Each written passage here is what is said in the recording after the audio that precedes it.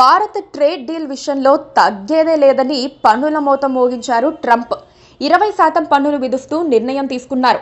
August 1, 2025 నుంచి ఈ సుంకాలు అమలులోకి వస్తాయని, రష్యాలో భారత్ కొనసాగిస్తోన్న రక్షణ, ఇంధన సంబంధాల కారణంగా అదనపు జరిమానాలు కూడా ఉంటాయని ఆయన స్పష్టం చేశారు. ఈ నిర్ణయం ఇరు దేశాల మధ్య వాణిజ్య యుద్ధ భయాలను రేకెత్తించడమే కాకుండా భారత ఆర్థిక వ్యవస్థపై ప్రశ్నలను లేవనెత్తుతోంది. ట్రంప్ తన నిర్ణయాన్ని సమర్థించుకుంటూ భారత్ ను టారిఫ్ కింగ్ అని అభివర్ణించారు. అమెరికా ఉత్పత్తులపై భారత్ అధిక సుంకాలను విధించడం, వాణిజ్యంలో ఉన్న అడ్డంకులను ఆయన ప్రధాన కారణాలుగా పేర్కొన్నారు.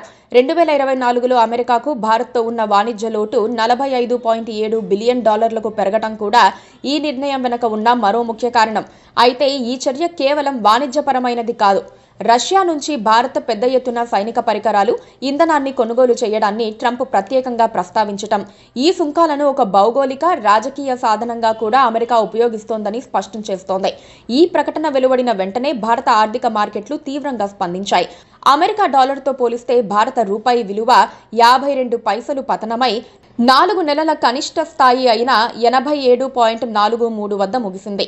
ఈ సుంకాలు ఆర్థిక సంవత్సరం మొత్తం కొనసాగితే భారత జీడీపీ వృద్ధి 0.2 నుంచి 0.5% వరకు తగ్గే అవకాశం ఉందని, ఎగుమతి ఆదాయం $7 బిలియన్ వరకు నష్టపోవచ్చని ఆర్థిక నిపుణులు అంచనా వేస్తున్నారు. ఈ సుంకాల ప్రభావం అన్ని రంగాలపై ఒకేలా ఉండదు.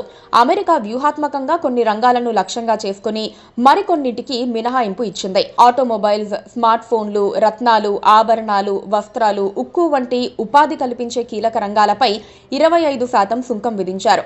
ఇది ఈ రంగాలలోని ఎగుమతులపై తీవ్ర ప్రభావం చూపుతుంది. ముఖ్యంగా అమెరికాకు స్మార్ట్ ఫోన్లను సరఫరా చేసే అతిపెద్ద దేశంగా భారత్ ఇటీవల అవతరించిన నేపథ్యంలో ఈ సుంకాలు పెద్ద దెబ్బ. అయితే అమెరికా తన సొంత ప్రయోజనాలను దృష్టిలో ఉంచుకుని ఫార్మాస్యూటికల్స్, సెమీ కండక్టర్ల వంటి కీలక రంగాలకు సుంకాల నుంచి మినహాయింపు ఇచ్చింది. అమెరికా ఆరోగ్య సంరక్షణ వ్యవస్థ భారత జెనరిక్ మందులపై ఎంతగానో ఆధారపడి ఉంది. భారత ఔషధాల వల్ల అమెరికాకు బిలియన్ల డాలర్లు ఆదా అవుతున్నందున ఈ రంగంపై సుంకాలు విధించటం ఆత్మహత్యా సదృశ్యం అవుతుందని అమెరికా భావించింది. ఈ క్లిష్ట పరిస్థితుల్లో భారత్ తన వ్యూహాత్మక స్వయం ప్రతిపత్తిని ప్రదర్శిస్తోంది. అమెరికా ఒత్తిడికి లొంగకుండా వ్యవసాయం, పాడి వంటి కీలక రంగాలలో రాయితీలు ఇచ్చే ప్రసక్తే లేదని గతంలోనే స్పష్టం చేసింది. అయితే చర్చల మార్గాన్ని మూసివేయలేదు. ఆగస్టు చివరిలో అమెరికా వాణిజ్య ప్రతినిధి బృందం చర్చల కోసం న్యూఢిల్లీకి రానుంది. మరోవైపు అమెరికా చర్యలకు ప్రతిస్పందనగా ప్రపంచ వాణిజ్య సంస్థ నిబంధనల ప్రకారం ప్రతీకార సుంకాలను విధించే హక్కును భారత్ రిజర్వ్ చేసుకుంది. ప్రస్తుతం పన్నులు పెంచడం వల్ల అమెరికన్లకు ఆయా వస్తువులు భారమవుతాయి. ఇప్పటికే ఇతర దేశాలపైన పన్నులు విధించారు. పాకిస్తాన్కు ఏదో సాయం చేస్తున్నట్లుగా ట్రంప్ నటిస్తున్నారు, కానీ అది భారత్ను బ్లాక్మెయిల్ చేయడానికే. కానీ భారతీయ వ్యాపారుల ప్రయోజనాలను కాపాడే విషయంలో భారత్ రాజీ పడే ప్రసక్తే లేదని అర్థం చేసుకోవచ్చు. Please subscribe to KTV Telugu. KTV Telugu.